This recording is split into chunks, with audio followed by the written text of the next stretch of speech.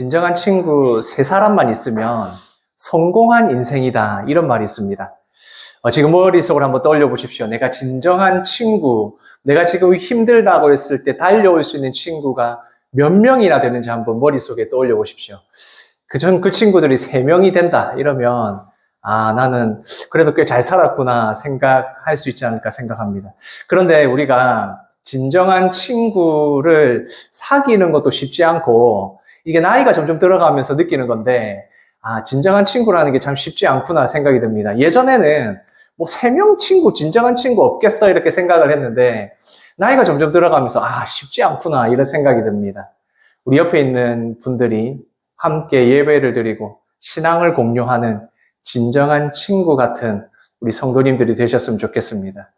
특별히 또 우리는 친구들, 사람의 친구는 없을지라도 나와 늘 동행하시는 우리 주님이 계시고 우리 하나님 계시고 그래서 우리는 진정 성공한 인생을 살아가고 있다. 지금 예배를 드리고 있기 때문에 더 성공한 우리 성도님들 되시는 줄 믿습니다.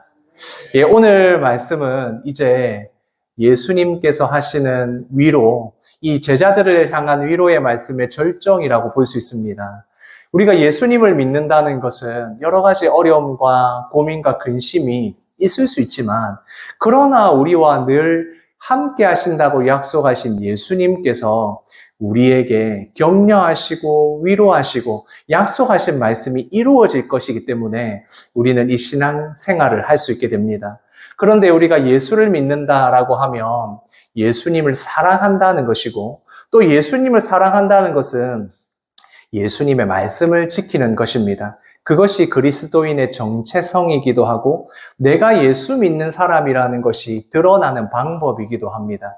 그런데 우리가 신앙생활을 하면서 경험하고 느끼시겠지만 말씀에 순종하면서 살아간다는 게 참 쉽지가 않습니다. 하나님의 말씀에 내가 순종하려고 우리가 주일에 말씀을 듣고 한 주간을 시작하지만 그렇지 못할 때가 더 많이 있음을 설교하는 저는 우리 성도님들에게 고백합니다. 아마 성도님들도 그렇지 않을까 생각합니다. 하나님의 말씀대로 살아야지, 하나님의 말씀대로 순종해야지 하지만 그렇지 못할 때가 많이 있는 것입니다. 지금 제자들은 이제 예수님이 함께 하지 못한다는 말씀을 들었습니다. 예수님이 제자들과 함께 하지 못하고 제자들은 예수님을 배신하게 될 것이라는 말도 들었습니다. 그런 근심하고 걱정하는 가운데에 예수님께서 걱정하지 마라, 근심하지 마라. 예수님을 사랑하고 예수님의 말씀을, 하나님의 이 말씀을 지키는 자들은 내가 끝까지 지키시고 보호하신다라는 그 약속을 주셨던 것입니다. 그러나 제자들에게 그 근심하는 것과 걱정하는 것이 사라졌다면 아마 이 이후의 말씀들이 없었을 겁니다. 여전히 제자들은 두렵습니다. 예수님과 함께 하지 못한다면 진짜 우리가 제자로서, 예수님의 제자로서 살아갈 수 있을까? 지금까지 예수님이 가르쳐 주신 것을 잘 실천하며 살아갈 수 있을까? 두렵고 염려가 되고 근심이 됩니다. 사도 바울이 예수님을 믿게 되고 예수님을 믿고 많은 지역과 온 세계를 다니면서 주의 복음을 전하면서 예수 믿는 것이 얼마나 복된 일인지를 가르쳤지만 바울조차도 내 속사람은 주의 말씀을 지키는 것을 너무나도 즐거워하지만 주의 말씀을 지키는 것을 즐거워하지만 나는 날마다 넘어진다. 나의 겉사람은 계속해서 주의 말씀에 어긋나게 순종하지 못하게 한다. 그래서 내가 날마다 싸운다라고 이야기를 합니다.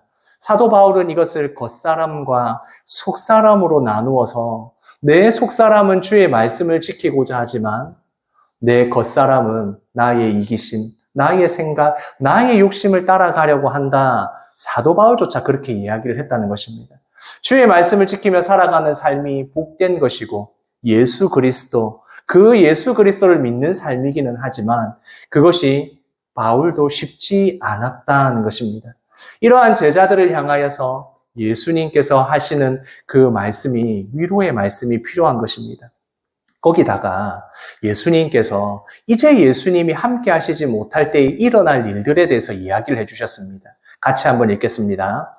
세상이 미워하고 핍박하고 죽이려 할 것이다. 예수님을 믿는 것이 내 마음 안에서조차 내 속사람과 겉사람이 싸우면서 이것조차 쉽지 않은데 거기다가 예수 잘 믿으려고 하니까 환경에서 다른 사람들로 인해서 계속해서 핍박하고 근심하게 만들고 걱정하게 만들고 예수 믿는 것을 어렵게 만들 것이다. 실제로 제자들이 예수님을 믿고 예수님을 전하는 그 일들에 사도행전에서 보면 얼마나 많은 핍박과 어려움을 당하는지를 봅니다. 그러니까 안으로도 힘들고 내 의지적인 부분으로도 예수님의 말씀을 순종하며 살아가는 것이 쉽지 않고 그리고 세상에서의 핍박과 어려움이 동시에 있다면 예수님의 제자들이 얼마나 어렵겠습니까? 예수님을 믿는다는 것이 너무나도 어렵게 느껴질 그 순간에 예수님께서 말씀하십니다. 같이 읽겠습니다. 보혜사 곧 아버지께서 내 이름으로 보내실 성령 그가 너희에게 모든 것을 가르치고 내가 너희에게 말한 모든 것을 생각나게 하리라. 만약 그렇게 두렵고 어려운 순간에 예수님의 말씀을 따르고 순종하며 살아가는 삶이 어렵다로 끝났다면 이 제자들에게는 아무런 소망이 없었을 겁니다. 그러나 예수님께서는 분명한 약속의 말씀을 주십니다. 그 분명한 약속의 말씀은 보혜사를 보내어 주겠다. 성령 하나님을 보내어 주신다라고 약속하시는 겁니다. 그 성령 하나님께서 주시는 그 능력, 그 은혜, 그 모든 것으로 지금까지 말했던 이 모든 어려움들, 지금 근심하고 걱정하고 있는 제자들의 모든 어려움들이 다 해결이 된다라는 약속을 주시는 것입니다. 보혜사 성령 하나님을 보내어 주시겠다. 바로 그 약속을 하시는 겁니다. 이 보혜사는 한자인데 그 뜻을 보면 보전할 보자에 은혜 해자에 스승 사자입니다. 그러니까 은혜로 우리를 보호해 주시는 선생님, 그 은혜로 우리를 인도하시고 지켜주시는 분, 그런 의미가 있습니다. 이 보혜사라는 말이 원어적으로 보면 곁에 함께하는 분, 함께해서 위로하는 자라는 의미입니다. 그래서 보혜사 성령 하나님을 보내어 주시는데 그분께서 우리에게 어떻게 하시느냐 같이 읽겠습니다. 영원히 함께. 성령 하나님 그 보혜사가 우리와 영원히 함께 하실 것이다. 예수님은 육체로 우리와 함께 하시지 못하지만 그 성령 하나님께서 오셔서 영원히 함께 하신다고 말씀합니다. 여기에서 함께라는 말은 옆에, 곁에라는 말입니다. 그 보혜사 성령 하나님께서 우리의 옆에서 영원히 함께 하신다라는 말씀입니다. 밤에 캄캄한 길을 혼자 걸어가면 참 무섭고 이상합니다. 한 번씩 뒷덜미가 느낌이 싸하면서 꼭 누가 따라오는 것 같은 느낌도 들 때가 있습니다. 그렇게 혼자 길을 걷는 그 어두운 길에 옆에 아기 한 명만 있어도, 아이 하나만 있어도 굉장히 든든합니다. 그 길을 가보신 경험이 있으면 알 겁니다. 내가 옆에 누가 있으면 그것만으로 그 사람이 뭐 힘이 세고 능력이 있어서가 아니라 그냥 옆에 있는 것만으로도 굉장히 든든합니다. 그런데 예수님께서 약속하십니다. 영원히 함께 성령 하나님이 너희와 함께 할 것이다. 미래와 장래를 알 수 없는 두렵고 깜깜한 것 같은 내 인생길에서 성령 하나님이 나와 함께 하신다. 나의 인생의 모든 것을 함께 동행하신다는 겁니다. 바로 보혜사 성령님이 우리에게 그렇게 오신다는 겁니다. 그리고 성령 하나님은, 보혜사 성령 하나님은 우리를 위로하시는 분이고 격려하시는 분입니다. 제가 참 칭찬이 인색한 사람입니다. 다른 사람을 칭찬하는 것을 잘 하지 못하고 어색해합니다. 동시에 제가 칭찬받는 것도 되게 어색해합니다. 우리 성도님들 느끼셨을지 모르겠는데 저에 대해서 칭찬을 할 때마다 제가 굉장히 어색해하면서 그 표정을 어떻게 해야 될지 모르는 그런 표정들 보셨을지 모르겠습니다. 칭찬받는 것도 어색해하고 칭찬하는 것도 굉장히 어색해합니다. 그런데 제가 자녀들을 키우면서 알게 되었습니다. 칭찬하는 게 정말 중요하구나. 그걸 알게 되었습니다. 아이들이 안 돼. 이것밖에 못해 하면 진짜 그 정도밖에 못하더라고요. 아주 작은 거라도 그걸 잘했을 때 칭찬을 하면 그 아이가 신이 나서, 우리 아이들이 신이 나서 그 일을 더 잘하게 되는 것을 보면서 아이고, 내가 잘 못하더라도 칭찬을 해야겠구나. 그 생각을 하게 됩니다. 저도 칭찬받는 걸 보면 제가 되게 어색하고 진짜 어떻게 해야 될지 모르는 그 감정 표현들이 있지만 칭찬을 받으면 저도 더 열심히 잘해야겠구나. 더 열심히 잘해야겠구나. 능력이 막 올라오는 것을 보게 됩니다. 격려한다는 것, 위로한다는 게 참 중요한 것 같습니다. 보혜사 성령 하나님께서 내가 말씀대로 살아가는데 힘들고 두렵고 연약하여 넘어질 때에 내 안에서 나와 함께 하시면서 나를 격려하시고 위로하시고 말씀대로 살아갈 수 있도록 우리를 위로하시는 분이 바로 보혜사 성령 하나님이라는 것입니다. 그 성령 하나님께서 우리가 지치고 힘들 때에 말씀대로 살아가지 못한다고 내가 낙심했을 때에 격려하시는 분으로 우리에게 오셨다는 겁니다. 그뿐만이 아닙니다. 성령 하나님께서는 우리의 대언자가 되어주십니다. 대신 말해주는 사람, 우리를 변호하는 사람, 우리가 기도했을 때의 그 기도를 하나님께로 올려드리는 그 성령 하나님의 역사가 있다는 것입니다. 그래서 우리가 어디에서나 기도할 수 있는 겁니다. 우리가 꼭 교회 와서뿐만 아니라 집에서 기도할 때나 심지어 내가 화장실에서 기도할 때에 내가 순간순간적으로 기도할 때에 그 기도를 들으시고 우리의 기도는 하나님께 아뢰어지고 하나님이 들으시는 이유, 우리의 대언자 되시는 보혜사 성령님이 계시기 때문입니다. 우리가 죄를 지었고 잘못했을 때에 우리의 그 죄와 범죄 때문에 하나님 앞에 나아가지 못할 때에도 우리가 기도하면 그 기도를 하나님께 아뢰고 우리의 모든 문제를 변호해 주시는 그 성령 하나님이 우리와 함께 하시는 겁니다. 그리고 성령 하나님, 보혜사 성령님은 같이 읽겠습니다. 교육하고 생각나게 한다. 성령 하나님이, 보혜사 성령님이 우리를 교육하고 가르쳐주고 생각나게 합니다. 무엇을 생각나게 하겠습니까? 하나님의 말씀을 생각나게 합니다. 주일에 들었던 그 말씀을, 내가 묵상하고 읽었던 그 성경의 말씀을 기억나게 합니다. 그 말씀들이 깨달아지고 이것이 진짜 주의 말씀이고 믿어지는 것, 그것이 바로 성령 하나님이 역사하시기 때문에, 내 안에 역사하시기 때문에 깨닫게 되고 믿게 되는 것입니다. 믿는 그 말씀이 내가 살아가면서 생각이 나고 맞다, 이렇게 하면 안 되지. 맞아, 하나님께서 원하시는 이 말씀의 기준은 이거였지 생각이 난다면 성령 하나님이 역사하고 계시는 겁니다.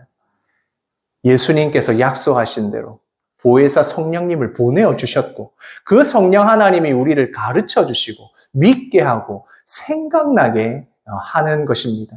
그 성령 하나님이 생각나게 하시는 것이 단지 주일에 내가 말씀이 기억나는 것, 아니면 내가 성경을 내가 암송하게 되고 성경 구절을 외우게 되는 그것이 아니라 어디에서 되느냐?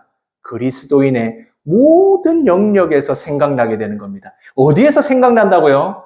그리스도인의 모든 영역에서 생각납니다. 내가 하는 모든 일들, 내가 만나는 모든 사람들, 내가 지금 하고 있는 이 모든 일 순간순간마다 성령 하나님이 생각나게 하시고 선한 생각으로 선한 일을 할 수 있도록 우리를 도우시고 가르치시고 생각나게 하신다는 겁니다.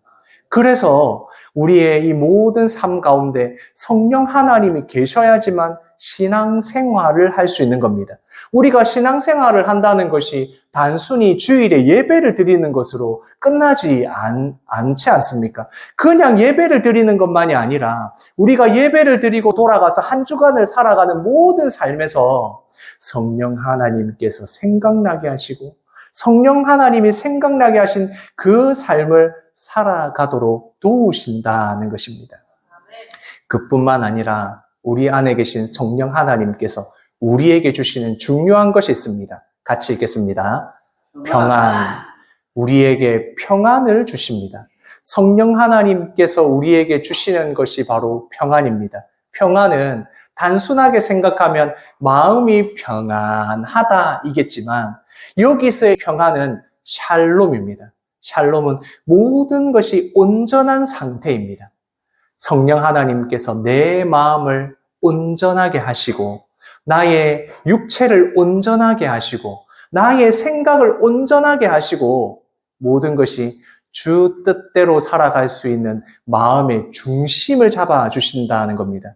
그 평안함을 맛보게 되면 그것으로 인해서 담대할 수가 있는 것입니다. 우리가 상황들이 여러 가지를 만날 때 어려운 일들을 만나면 그 평안함을, 평정심을 유지하기가 쉽지가 않습니다. 그런데 성령 하나님께서 우리에게 그런 마음을 주신다는 겁니다. 아마 성도님들도 그런 경험 있지 않습니까? 저도 여러 번의 그런 경험들이 있었습니다. 특히 제가 기억에 뇌리에 지금도 박혀 있는 거, 전도사 시절에 했었던 그 수술 때 올라가는 저의 모습, 그때가 아직도 생각이 납니다. 벌써 지금 시간이 꽤 많이 지났는데도 한 10몇 년이 지나서 거의 20년이 가까이 오는데도 그 생각이 납니다. 그때 맹장 수술을 하고 그 맹장 수술을 한 것이 잘못돼가지고 다시 내장에 염증이 심하게 퍼졌습니다. 그 병원에 입원하러 가면서 아주 급하게 수술을 하게 되는데 그 수술실에 들어가면서 그 차가운 그 수술대 위에 눕던 그 감정, 그 느낌이 그대로 남아 있습니다. 그때에 정말 절로 기도하게 되었습니다. 하나님, 제가 지금 눈을 감고 지금 마취가 끝나고 나서 다시 못 깨어날 수도 있는데 제가 이 수술 잘할 수 있게 해주십시오. 정말 절로 기도가 되었습니다. 그때 성령 하나님이 주시는 담대함이 생겼습니다. 그때의 경험을 가지고 저는 지금도 이야기할 수 있습니다. 성령 하나님이 우리에게 평안함을 주신다. 지금 내가 죽을지 살지 모르는 그 순간에서도 성령 하나님이 주시는 평안함이 우리에게 있다. 있을 수 있다. 그것이 바로 성령 하나님이 우리에게 하시는 일이다. 저는 말할 수 있습니다. 우리가 살아가면서 내 손으로 일을 해서 내가 먹고 사는 문제, 여러 가지 일들을 하면서 내가 해결할 수 없는 문제를 많이 만나지 않습니까? 나이가 들어가면서 인생의 경험이 길어지면 길어질수록 저 더 많이 느끼게 됩니다. 아, 이거 내가 해결할 수가 없구나. 이것은 내가 어떻게 한다고 되는 게 아니구나. 그런 일들을 많이 만나게 됩니다. 해결할 수 없는 많은 문제들을 만날 때 세상의 많은 사람들은 이건 내가 할 수 없구나. 운세를 보고 점을 치고 그렇게 하는 이유가 무엇이겠습니까? 이것은 내가 어떻게 열심히 노력한다고 되는 것이 아니니까 내가 점을 봐야겠다. 이게 어떻게 될지 모르겠다. 그렇게 하지 않습니까? 그런데 예수 믿는 사람들, 성령 하나님이 역사하시는 예수 믿는 사람들은 어떻게 합니까? 그 모든 문제를 담대하게 하나님 앞에 맡기고 내가 해결할 수 없는 문제를 하나님 앞에 온전하게 맡길 수 있는 것. 그래서 지금 내가 당장에 이 문제로 인해서 너무 힘들어서 상황을 해결할 수 없어서 내가 해결할 수 없어서 그것 때문에 조급해지고 두려워하고 근심하는 게 당연한데 그 마음 가운데 평안함이 찾아온다면 그 마음 가운데 담대함이 찾아온다면 성령 하나님께서 역사하고 계신 것입니다. 이것은 사실 말로 표현할 수가 없는 것입니다. 직접 경험하지 못하면 알 수 없는 것입니다. 내가 지금 이렇게 평안할 수 없는데 평안한 그것을 어떻게 설명을 할 수 있겠습니까? 그러나 성령 하나님께서 우리에게 그러한 마음을 주신다는 겁니다. 그 마음을 우리에게 주시고 우리를 기도하게 하십니다. 성령 하나님께서 주시는 마음으로 담대하게 기도할 수 있게 되는 것입니다. 같이 읽겠습니다. 내가 너희에게 주는 것은 세상이 주는 것과 같지 아니하리라. 예수님이 약속하시는 것을 보십시오. 성령 하나님께서 오셨을 때 우리가 세상이 받을 수 없는 것을 받게 됩니다. 세상이 받을 수 없는 평안을 받게 됩니다. 당연하게 근심해야 되고 당연하게 두려워해야 되는데 그 상황에서도 담대할 수 있는 그것을 우리에게 주신다는 겁니다. 같이 읽겠습니다. 너희는 마음에 근심하지도 말고 두려워하지도 말라. 근심하지 말고 두려워하지 말라. 이것은 예수님께서 명령하시는 겁니다.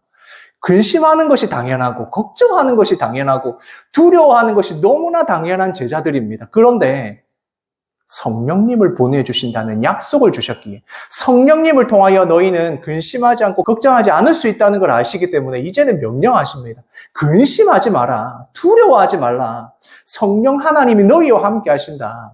약속하신 성령님을 보내주신다. 그 말씀을 우리에게도 동일하게 주시는 겁니다. 우리가 해결할 수 없는 문제들, 우리가 근심하고 걱정할 일들 앞에서 근심하고 걱정하는 일이 있어서 근심하고 걱정하는 것이 너무나도 당연하지만 그 가운데 성령 하나님으로 인하여 근심하지 않고 두려워하지 않을 수 있다는 겁니다. 그래서 믿는 자들에게는 걱정이 있을 수도 있고 근심이 있을 수도 있고 두려워할 수도 있는데 근심하고 걱정하고 두려워하는 것이 끝이 나지 않고 계속되고 있다면 이것은 불신앙이다라고 이야기하는 겁니다. 성령 하나님께 구해야 되고 하나님 앞에 담대하게 구하고 맡겨야 하는데 그러지 못하고 있다면 이게 불신앙이다라고 이야기하는 이유가 여기에 있습니다. 이미 예수님께서 약속하신 성령 하나님을 보내주셨는데 아직도 근심하고 두려워하고 이렇다면 문제가 될 수 있다는 겁니다. 그것은 우리가 성경을 보면서도 알 수 있습니다. 같이 읽겠습니다. 그들이 베드로와 요한이 담대하게 말함을 보고 그들을 본래 학문 없는 범인으로 알았다가 이상히 여기며 마가의 다락방에서 오순절에 성령 하나님께서 오시는 것을 경험한 제자들이 담대하게 주의 복음을 담대하게 전합니다. 그렇게 담대하게 복음을 전하니까 많은 사람들이 믿게 되었지만 또한 세상에서 반대하고 죽이려는 일도 동시에 일어납니다. 공회에 이 제자들이 불려갑니다. 그렇게 제자들이 불려갔을 때에 베드로와 요한이 담대하게 주의 복음을 그 사람들 앞에서 전하는 겁니다. 이거 참 신기하지 않습니까? 이전에 예수님이 잡히셨을 때 제자들이 어떻게 했습니까? 베드로가 어떻게 했습니까? 제자들은 다 도망을 가버렸고 베드로는 예수님을 모른다고 부인하던 그 두려움에 떨던 제자들이 성령 하나님이 오시니 성령 하나님과 함께하니 공회에 잡혀가서도 담대하게 주의 복음을 전하더라. 그렇게 주의 복음을 전하는 것을 보고 거기 공회에 모여있는 지도자들이 놀래서 아니 이 사람들 우리가 알고 있는데 왜 이렇게 달라졌지? 이 사람들 왜 이렇게 학문을 아는 사람처럼 담대하게 전하지? 이렇게 놀랍게 여겼더라는 것입니다. 성령 하나님께서 역사하시면 약속하신 성령 하나님이 역사하시면 도망갔던 제자들이 담대한 제자들로 변하게 되는 것입니다. 두려운 일 앞에서 놀라는 거 너무 당연합니다. 사람들에게는 생존 본능이 있습니다. 그래서 우리에게 해를 끼칠 것 같은 것들은 어떻게든 피하려고 합니다. 내가 죽을 것 같으면 당연히 피합니다. 이게 생존의 본능입니다.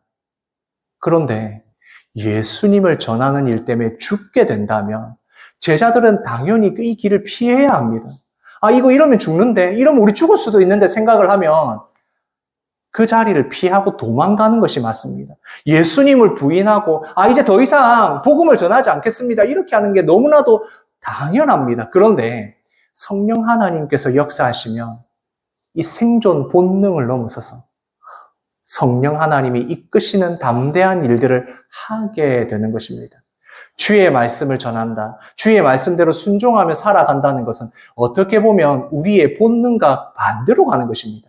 내 이기적인 삶, 나를 위해서 사는 삶에서 타인을 위한 삶, 주의 말씀대로 순종하며 사는 삶, 이것은 우리의 생존 본능을 거스르는 겁니다. 그러나 성령 하나님께서 그러한 일을 우리에게 역사하실 거다는 겁니다. 우리가 살아가면서 무엇 때문에 제일 두려우십니까? 어떤 것이 우리를 걱정하게 만들고 두렵게 만듭니까? 제가 생각했을 때 걱정하고 두렵게 만드는 가장 큰 이유는 앞에 일어날 일을 모를 때입니다. 내가 이것을 투자를 했을 때 될까 안 될까? 내가 이걸 사도 될까 말까? 내가 지금 이 사람을 만나도 될까 말까? 어떤 일이 일어날지를 알 수 없을 때의 두려움과 근심을 하게 되고 걱정을 하게 되는 것입니다. 그런데 만약에 앞에 일어날 일을 알고 있다면 어떻겠습니까?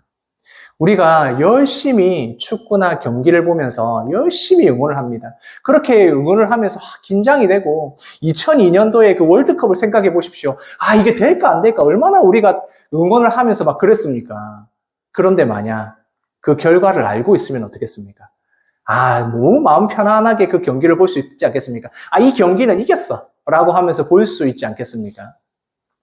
저는 별로 좋아하지 않지만 만약에 번지 점프를 한다고 했을 때, 번지 점프를 할 때 뛰어내리면서 생각하는 게 무엇입니까? 내 발에 이 묶여있는 줄 때문에 나는 절대 떨어져도 죽지 않아. 이 생각이 있기 때문에 내가 두려움으로 떨어지지만 내가 발을 디뎌서 허공을 향해서 떨어질 수 있습니다. 왜냐하면 그래도 나는 죽지 않을 거라는 확신이 있기 때문에 스릴이 되고 재미가 되는 것입니다. 만약 내가 이것이 확실하지 않다면 이것은 그냥 두려움, 근심, 공포가 될 수밖에 없습니다. 성령 하나님이 우리에게 주시는 담대함이라는 것은 우리의 미래와 장래를 우리가 알고 있는 것과 같습니다. 하나님의 말씀을 통하여 약속하신 것, 그 말씀을 우리가 깨닫게 되고 믿게 되는 그 성령 하나님의 역사로 말미암아 우리는 담대할 수 있는 겁니다. 지금 내가 이런 일을 당하지만, 지금 이 고난과 위기와 어려움이 있지만 하나님이 약속하셨어. 하나님께서 약속하셨어. 주께서 나와 약속하신 것이 있어. 성령 하나님 나와 함께 하셔. 그 미래와 장래를 알게 되면 안전하게, 담대하게 그 길을, 삶을 살아갈 수가 있는 것입니다. 성령 하나님께서 생각나게 하실 겁니다. 하나님께서 우리에게 약속하신 말씀을 생각나게 합니다. 그 약속의 말씀이 무엇입니까? 믿는 자들, 주를 사랑하는 자들에게 장래를 책임져 주신다는 겁니다. 지키시고 보호하시고 구원하신다는 그 약속을 생각나게 하신다는 겁니다. 그러면 우리는 담대할 수가 있는 것입니다. 우리에게 보내주신 성령 하나님의 역사가 바로 이것입니다. 지금 현재의 고난이 있지만 미래에 앞으로 있을 일들을 우리가 알고 있으니, 말씀을 통하여 믿고 있으니, 말씀을 통해서 확신하고 있으니, 성령 하나님께서 그것을 깨닫게 하셨으니 우리는 고난 가운데서도 우리와 동행하시는 성령 하나님과 이 신앙의 길을 걸어갈 수가 있는 것입니다.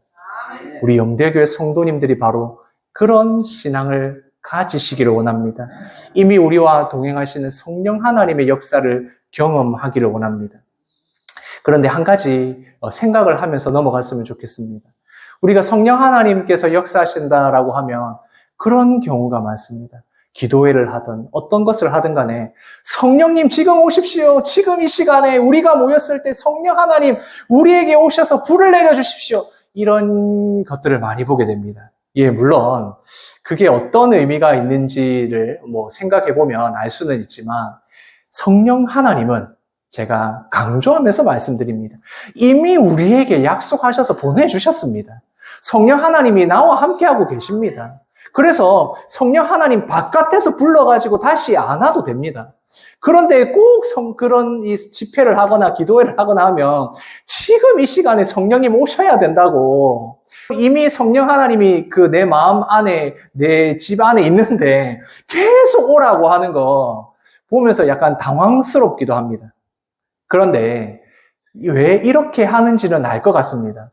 이미 성령 하나님이 내 안에 계시지만 성령 하나님이 계신 그 문을 딱 잠궈버리고 성령 하나님이 주관하지 못하도록 하고 내가 마음대로 성령 하나님이 계시지 않은 것처럼 하는 사람들이, 성도들이 너무나 많기에 성령님 오십시오라고 하면서 마음의 문을 여는 시간이구나라는 생각은 합니다. 내 안에 계신 성령 하나님께서 역사하십니다. 내 안에 계신 성령 하나님께서 역사하시는 여러 가지 다양한 방법이 있습니다. 저는 여러 가지 경험들을 해봐서 말씀드릴 수 있습니다. 갑자기 마음이 뜨거워지고 그리고 밖에서 들어오는 불과 같은 그런 경험을 할 수도 있습니다. 그러나 성령 하나님께서 하시는 그것은 아주 일부분에 불과합니다. 그거보다 더 지금 역사해야 될 중요한 부분들은 무엇이냐? 말씀을 깨닫고 그 말씀이 내 삶의 담대한 그 기준이 되어서 그 말씀대로 살아갈 수 있도록 나의 의지와 능력을 주는 것, 이게 더 중요한 것입니다. 그것을 위해서 우리가 계속해서 구해야 되는 것입니다. 같이 읽겠습니다. 내 안에 계신 성령님, 내 안에 계신 성령님, 내 안에 계신 성령님, 내 안에 계신 성령님, 나를 인도하여 주옵소서. 나를 인도하여 주옵소서. 이미 계신 성령 하나님께서 역사하도록 내 인생에, 내 삶에 내가 주관하는 것이 아니라 성령 하나님이 주관하시도록 그 문을 열어드리는 것, 그것은 반드시 필요합니다. 오늘 말씀을 듣고 이 한 주간을 살아가는 우리 영대교회 성도님들, 성령 하나님이 주관하시는 삶을 살아가기를 원합니다. 내 생각과 의지, 내 겉사람이 아니라 내 안에 속사람이 살아 역사되는 성령 충만한 우리 영대교회 성도님들 되시기를 소원합니다. 아멘.